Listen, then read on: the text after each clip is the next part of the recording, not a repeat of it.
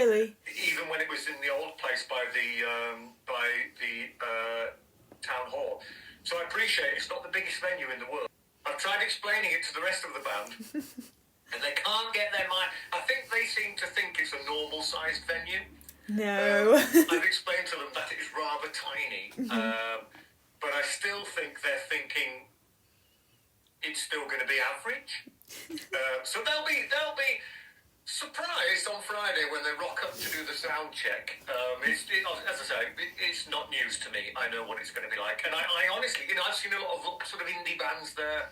Mm-hmm. And I suspect that High Parasite might be the noisiest band to play at the Grayston. So even the people upstairs are going to hear it. Yeah. And I've told all my friends who are coming to bring earplugs because it's going to be a hot, sweaty racket, which is what rock and roll should be. Yeah, it's sold out as well, so that should be really good. Yeah, again, it sounds great. Every time you hear a venue sold out, you're like, brilliant. But then you also have to add into the calculation, but it's only this big. Yeah. So you would really hope that it would sell out. But with just, having a sold out gig anywhere is great fun. Yeah, okay, cool. I wanted to talk a bit about your journey with goth culture and everything. How did you first start resonating with it all? Oh gosh. Years. Well, I first formed a different band called My Dying Bride, which was very gothic, 33 years ago. Mm-hmm. So I've been around the scene for years and years and years. It's only High Parasite that's developed in the last couple of years, while My Dying Bride is taking a break. Either band could have played this festival. And with My Dying Bride, we kind of spanned death metal, gothic metal, and regular metal, and a bit of doom as well. So we played festivals all over the world that were specifically gothic. We'd play a black metal festival up in Norway. The Germans love a good gothic festival. We'd be invited to loads of gothic festivals in Germany. It's because I think in the early days I loved Depeche Mode, who, despite being a pop band, were a very dark pop band. And I was in the fan club and I loved all that. And when we formed My Dying Bride, I wanted elements of goth, not just metal, but elements of goth in with our metal, just to mix it up a bit, because I thought those elements would work well together. And that was 34 years ago. And I'm still mixing it up with High Parasite. High Parasite is much more, dare I say, radio-friendly. My Dying Bride songs are 10 minutes long. They're sometimes written in Latin or French. They're difficult to get into, but they're deeply emotional. Mm-hmm. High Parasite, I've gone completely the opposite way around. And we've written 3.5-minute songs, which are a punch in the face when it comes to catchy sing-along stuff. We're not reinventing the wheel. We're just having a good time. And we've got gothic elements, of course, in the stuff that we do as well, but quite a lot of rock and roll elements as well. Yeah, okay, well, 33 years, that's a long time. How have you kind of... I'm not trying to offend you, I promise. It's impressive. Too late. Sorry. How have you kind of seen the scene change, the scene and the culture and everything? What kind of changes have you seen? Mostly positive changes, because in the older days, heavy metal was just heavy metal. It was literally one genre. Now, I mean, there's doom, gothic, shoegaze, and other weird subgenres of rock music. There's hundreds of them now, which is great. It just goes to show that they've taken the heavy metal element and they've really run with it and expanded all of its borders in many different directions, which brings in a broader appeal to a wider audience, which is only a good thing. We want more people involved with our scene rather than less, of course. Yeah.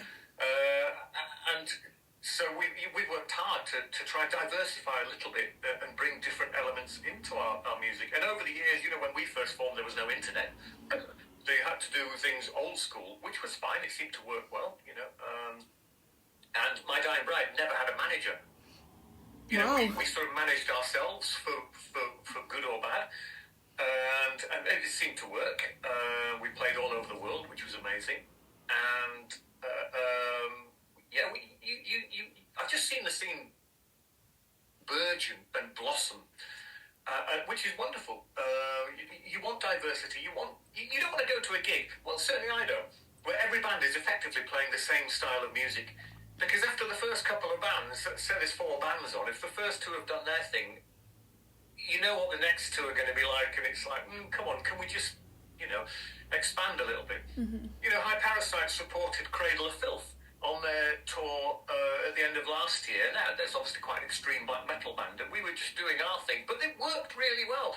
That sort of weird juxtaposition between their ultra-serious, gothic black metal against our arsing about metal, it just seemed to work really well. The audience loved it, so it was wonderful. So the scene's got bigger and bigger and bigger over the years. The internet's helped as well, obviously. Well, you could argue it's made it worse because it's like how Adele got famous. You can put anything you like online, and if you're lucky, someone will see it, and that viral thing takes over, and it becomes huge, which is wonderful. The problem is there's 20 million people doing that, so trying to find one that's great is difficult because all your friends are recommending, oh, go and look at this, go and look at that, and it's overwhelming. There's almost too much choice. So it's good and bad, but I think for the most part, the internet has helped really blossom the scene and add diversity to it, which is absolutely fantastic. I mean, just a couple of weeks ago, I did a poetry reading in a church in Antwerp, and then I sung a couple of songs accompanied with a grand piano, a cello, and a choir. And it was no heavy metal whatsoever, but it was magnificent in its impact, and the people who were there were overwhelmed, and they were crying for the good reasons. Yeah. And I wouldn't have been able to do that 20 years ago. It would have just been mind-blowing. But these days, people are a bit more accepting. I mean, Jo Quayle is a cello player, and she plays at extreme metal gigs because the metal audience are now more broad-minded and accepting for things that are a bit quirky and a bit different. She goes down an Absolute store with this electric cello. It's fantastic. And more festivals are opening up to more diverse acts like that, and it's only a good thing.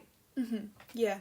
So you mentioned there that that church gig, that sounds amazing, and so I would never even thought of putting poetry with big choirs and everything. And also you've played lots of festivals. Do you have a certain festival or gig that has really stood out to you? Well, I mean, the one the other week was special because I'd only read my poetry out before in a record store on National Record Store Day. Mm-hmm. And that was nerve-wracking because when I write poetry, I don't write it for anyone. For me, I'm not really sure they're poems. I just write down my thoughts because sometimes you've got a lot of stuff rattling around in your head and it's important to get it out, otherwise you'll go crazy. So I just outpour onto paper and some people are aware of it. And the guys at the record store said, could you come along and read some of your poetry out? And I was terrified because, that sometimes it's your innermost thoughts that you're expressing. And at first I thought, nah, but then friends said, if you don't do it, you'll regret it. Mm-hmm. So I went and did it, and I was terrified, but I did it, and it went down a storm, and one of the people in the audience was the organiser of the Belgium gig, and he invited me over and said, I want to do this special evening, and it's all going to be super amazing and all the rest of it, and Dark Her opened, followed by Sylvain from Norway, and then Jo Quayle did a part, then Mark Deeks from the band Arth did his grand piano session, and then I did the sort of final bit with a bit of everybody on stage, and it was just absolutely amazing. And I will always remember that because it was so unique. But then, complete contrast, when we opened for Cradle of Filth, we only had half an hour, and it was just heads down, bang, bang, bang, bang, bang, sweating, spitting, running around, and it's complete contrast to the church gig. But I like that. You've got to have. You wouldn't eat the same food every day. You have to have variety because it is the spice of life. So going from one extreme where the crowd are completely silent, they're engaged in the things you're doing, and you can hear a pin drop, to playing this Friday night is going to be a racket. You won't hear a bomb go off. It'll be so rowdy. And I just love that diversification of having different stuff. If it's good music, it doesn't matter what level it is. If you can get people into it, great. Yeah. How do you come down from such an intense gig then? Like this Friday, for example, it's going to be packed out. It's going to be so loud. How are you going to come back and ground yourself? It's always a bit tricky. But I'm kind of spreading myself across the whole Goth weekend. I'm not just, I'm not rocking up for Friday night and then ignoring it. I'm going to try and, attend some of the other events. And I don't know, it's sometimes difficult to come down and you're like, oh well. But I I've learned to deal with that for years. The rest of High Parasite are quite young, and I think it hits them a little bit harder because they love a good bit of rocking and rolling, and for them the come down is much harder because they're still getting used to it to some extent. But it's great. I can't tour forever. I'm too old for touring forever. This is going to be my busiest year with High Parasite. We've got all sorts of European festivals. We're hoping to do quite a large tour at the end of the year. We've got another small tour coming up, so I'm going to be super busy. We're going to start putting together the second album as well. So busy. So that those different steps of songwriting, gigging, flying out for festivals, coming back, they keep that element of a high going. So you don't come down crashing too much. It's not like, oh, that was the last gig, the next gig's not for a year, where you've got a year to mull it over and sit wondering what you'd be doing. We've got enough variety coming up to keep us busy, so that there is no massive come down. Mm-hmm. Okay, that makes sense. I wanted to just jump back to something you said earlier, and I love how you're so inclusive, and you were saying how it's so much better to have more people in the scene than less people. I don't know much about Gothic culture and the kind of doom and like that. So what's one thing that you wish people would know about the scene that aren't already in it? Well, you might have gathered from chatting away to me that people involved in the goth and darker music scene aren't all miserable. We don't all, we're not... I could have easily put on a persona for you today and just said, no, yes. Oh, I'm so glad you didn't. Yeah, because we're just not like that. I know loads of people who are in serious goth bands. And again, talking about last week, Sylvain is an artist from Norway.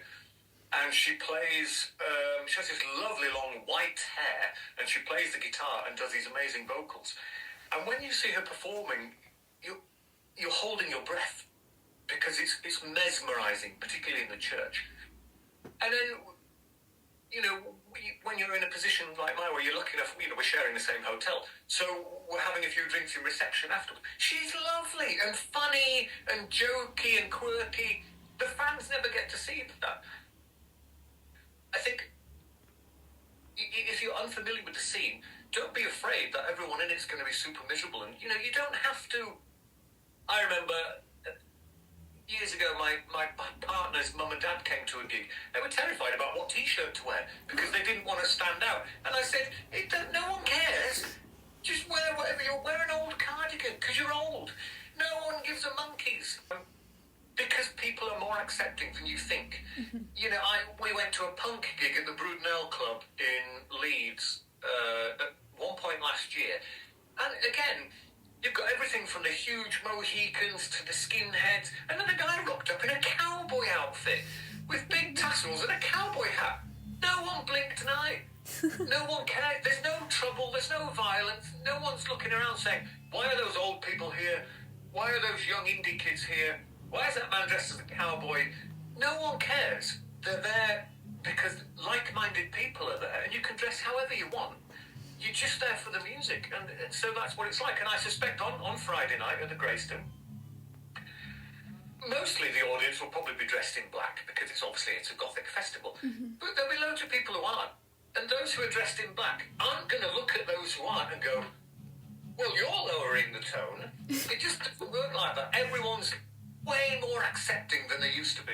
Yeah, that's a really nice point, and I'm glad you said it.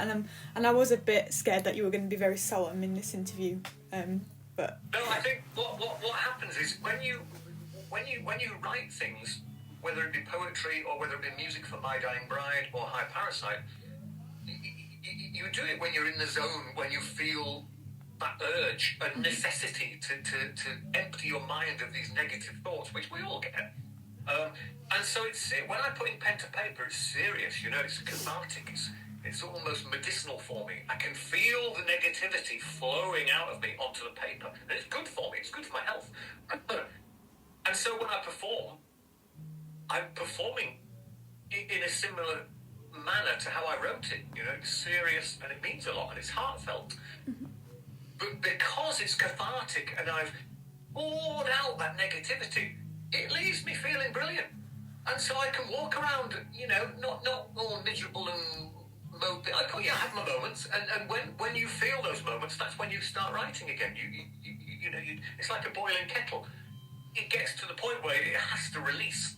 And when it releases, I start writing things down. And I always try and encourage people, don't store your negativity in your mind, because it will eat away at you and it will slowly start to shorten your life. Find a way to get it out of your system. Paint, write poetry, stand in the garden and just shout. Talk to yourself. Do something to just release those valves and allow that steam to just work its way out. And it's so refreshing. Yeah, okay. That's brilliant. I have one more point to raise with you. Obviously, we're a grassroots venue at the Grayston, and we were a smaller grassroots venue before as well. So what does the grassroots community mean to you? It's everything, because, again, going back 30 years, again, with no internet, we had to ring venues. I mean, can you imagine ringing a venue these days? It's unheard of. We'd have to ring them and say, hi, I'm in this band. You know, you can't even send them a link to your music. You have to explain what the sort of music's about, send them a cassette tape through the post. You probably don't even know what a cassette tape is. Of course I know what a cassette tape is. Yeah, you'd send it with a letter, with your phone number and address on, and hope that they would ring you back in a week when the thing arrived, and they would put you on the roster somewhere. And that's what it involved, making phone calls to smaller venues. I mean, you can ring in a medium-sized venue, but they'll ignore you because they want you to show you're serious. So you've got to do the rounds where you do all the small venues first, and then the smaller venues talk to the bigger venues. Then you get the call from the bigger venue saying, oh, we've heard you're pretty good, you know, you seem to pull quite a good audience, so we'll put you on at our slightly bigger venue. But it's those grassroots ones. That's step number one. Without them, you can't go from nothing to a medium-sized venue of say 1,000 people. That just, you can't make that leap. It's small steps, and you've got to put the workload in order to generate that interest, that favourability, which spreads the word. It really, really helps. Without grassroots venues, there is no music, because people have to start from somewhere. No one goes from writing their first song to a stadium. It doesn't work. There are steps that have to be taken. There's a workload that has to be endured. And when you've done that and you've proved yourself, you get access to the bigger venues. But you have to start somewhere, and places like the Grayston are brilliant for that. Mm-hmm. Yeah. Not many people pursue it beyond that. A lot of bands, they might seek stardom and bigger venues, and grassroots is where they remain. Maybe they're not good enough, maybe they're not lucky enough. Maybe they're happy playing small, intimate venues where there's, you know, the crowd are right there. You're spitting all over them, but you can't help it. And some people, they just like that intimacy. And other people aspire to go to bigger venues. And if you're lucky, you can. If you've got the talent, perhaps. But there is a lot of luck involved. But as I say, without grassroots, you're nothing. You can't go anywhere. Yeah, it's so true. Thank you so much. Those are all my questions, unless you have anything you'd like to say to our very small Instagram following. Come along, enjoy the whole weekend. It's not just, obviously I'm thinking about High Parasite's a Friday night thing, but the Grayston, again, not just this weekend. This weekend's going to be great because there's all sorts of things happening. But, you know, don't just, for those Goth fans who are coming, don't immediately think once the weekend's over, that's it. Keep your eye on the Grayston, because there's all sorts of weird and wonderful stuff going on. I often come on a Sunday afternoon where there's an impromptu thing going on downstairs, where anyone can show up with any instrument and just join in. It's a racket, but it's something to do. And they have poetry readings and talks and everything. So once the Grayston's on people's radar, I think it will stay there, because there's enough interest generated by the venue and Michael and the other people like you involved on it to keep people hooked forever.